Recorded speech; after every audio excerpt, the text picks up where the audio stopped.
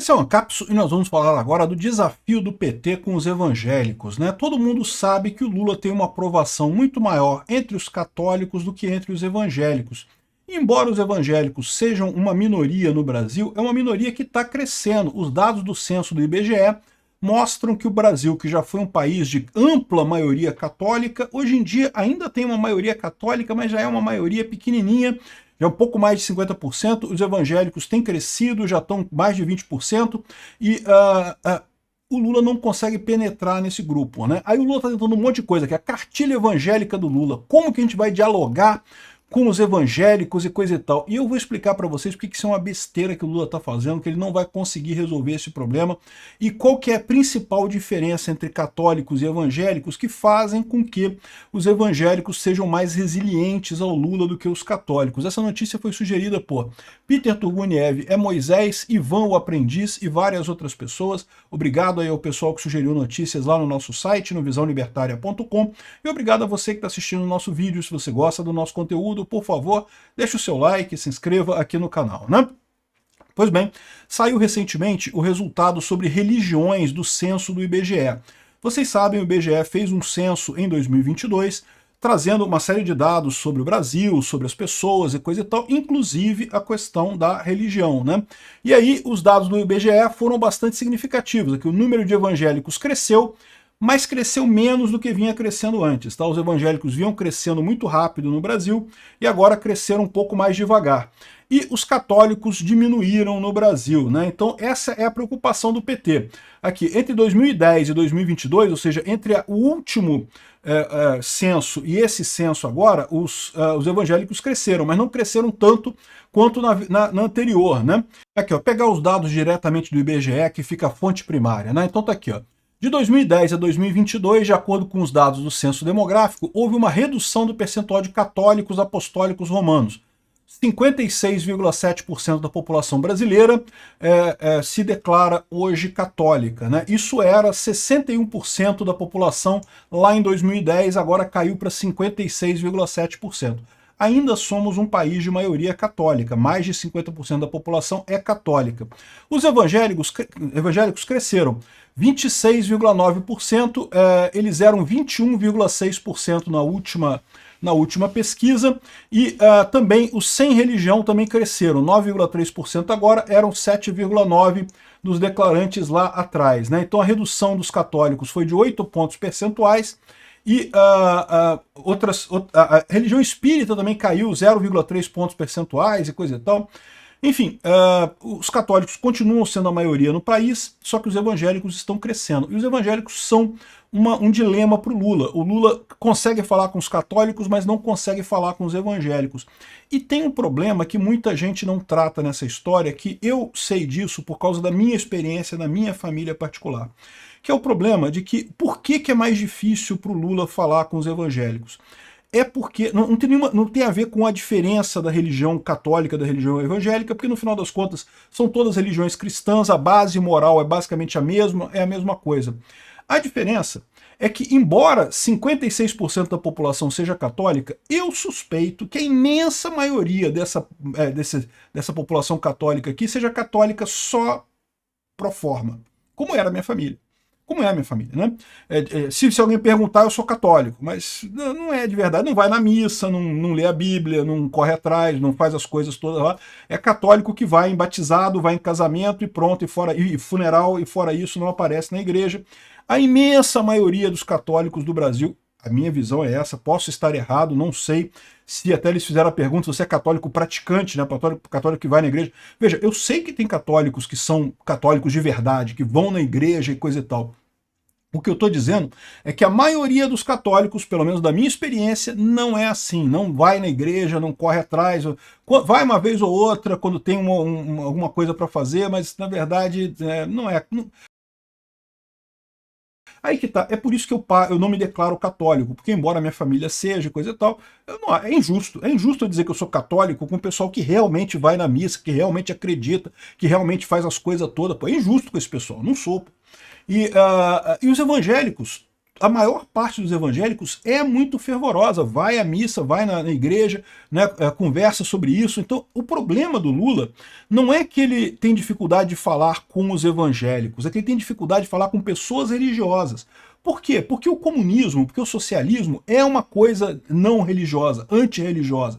Sempre foi, é proibido igreja na União Soviética. Na China ainda tem toda uma burocracia lá, eles até permitem igreja, mas é uma burocracia só. E o motivo é muito claro de por que a igreja é controlada nessas ditaduras. A gente fica sabendo disso por conta do que está acontecendo lá na Ucrânia. Vocês sabem que lá na Ucrânia o patriarcado de Moscou é proibido na Ucrânia.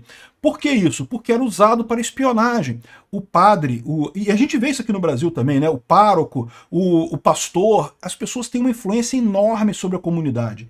Então o político tem um medo enorme da igreja, porque não deixa de ser uma esfera de influência que ele não tem controle direto. Então, nenhum ditador, e portanto ninguém da esquerda, porque toda a esquerda é baseada no conceito de ditadura, ninguém gosta de igreja, não vai muito nesse negócio, não favorece esse tipo de coisa. Chegaram a proibir igrejas em vários lugares, a China só aceita se ela puder escolher as pessoas que estão lá, né? A igreja lá na Ucrânia, a principal igreja da Ucrânia, a Ucrânia tem judeu, tem muçulmano, tem católico, tem igreja católica na Ucrânia, mas a principal, a maior parte da população é a chamada ortodoxa, né? E a religião cristã ortodoxa, ela é diferente da católica no sentido que não tem um papa só, né? Aqui os católicos todos são ligados a um papa só. A cristã ortodoxa, você tem alguns patriarcados, então seriam papas separados, né? E aí você tem, por exemplo, o patriarcado de Kiev, o patriarcado da Ucrânia. Esse pessoal continua operando na Ucrânia. O que foi proibido lá na Ucrânia são a igreja ortodoxa com o patriarcado de Moscou. Por quê? Porque o patriarcado de Moscou fazia espionagem, né? Esse é o problema. A igreja tem um poder sobre o povo muito maior do que o pessoal, que os políticos gostam, né? Os políticos adoram quando é a igreja que apoia eles. Quando não apoia eles, os políticos não gostam, porque sabem que existe uma força política muito grande por trás da igreja, no final das contas, né? A igreja, naquele ponto que eu falo para vocês, né? É a última milha da ação política. Nós aqui que discutimos as ideias políticas, o canal meu, que é um canal que, em última análise, discute política e coisa e tal, a gente trata muitos temas, é verdade, mas no final das contas, a gente não chega nas pessoas que não estão interessadas em política. Tem uma grande parcela da população que simplesmente não interessa. Esses assuntos que a gente discute aqui, não, que tem que ser assim, privatização, não privatização, fazer isso, liberalismo econômico, não sei o que lá. Esses assuntos todos, a gente se interessa por isso, mas tem uma parte da população que não está nem aí para isso. E o que acontece? Como é que você chega nessas pessoas? Como é que você convence essas pessoas a votarem?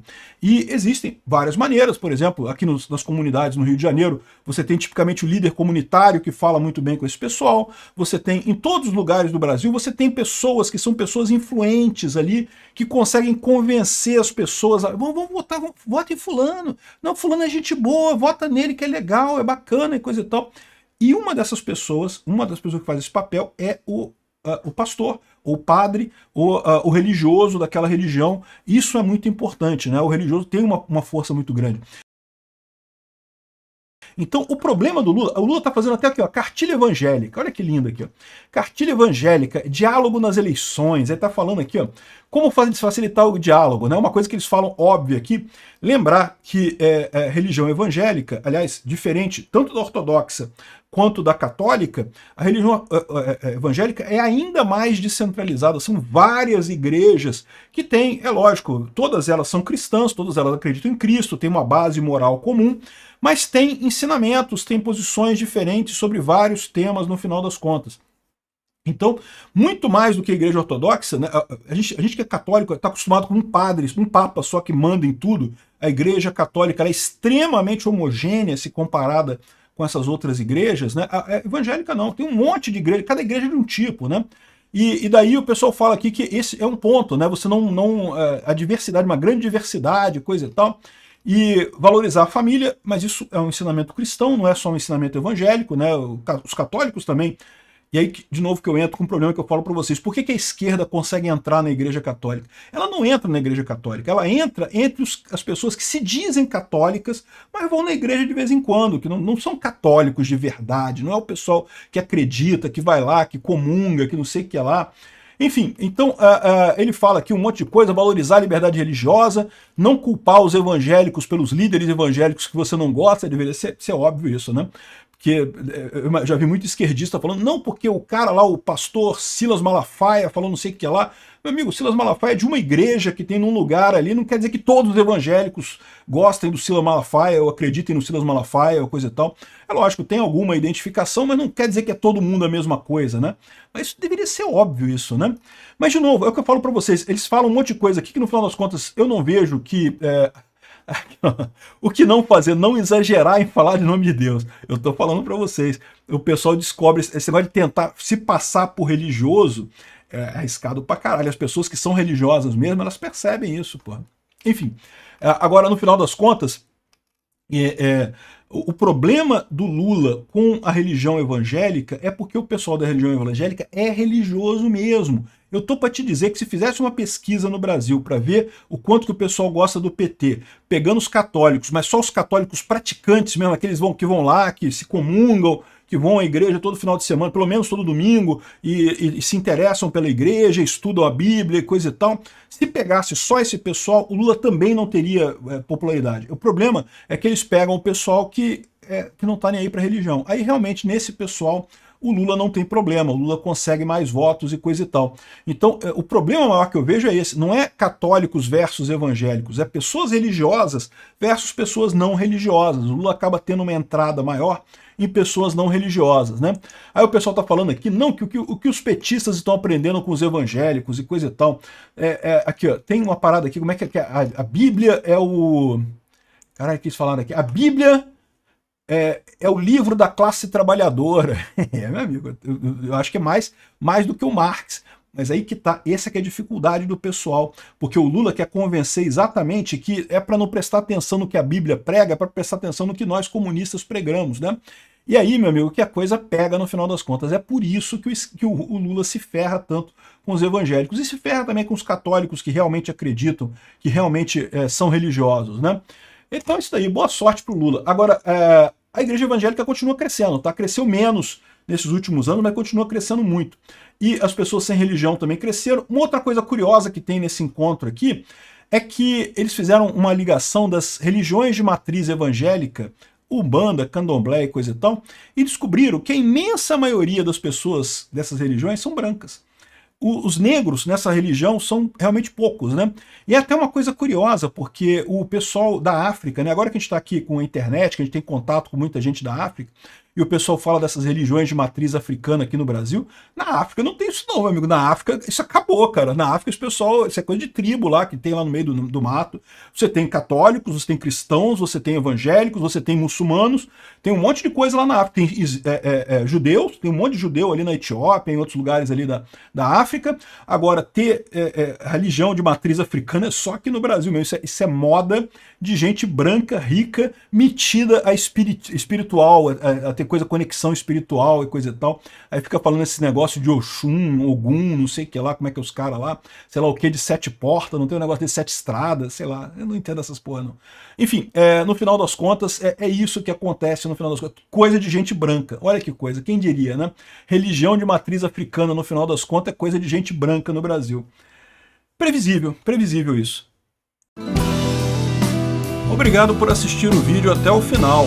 Além de curtir, compartilhar e se inscrever no canal, considere se tornar patrocinador com valores a partir de R$ 1,99. Clique no botão Seja Membro abaixo para saber as condições e vantagens de patrocinar o canal. Mais informações sobre o nosso projeto, visite nossos sites indicados na tela.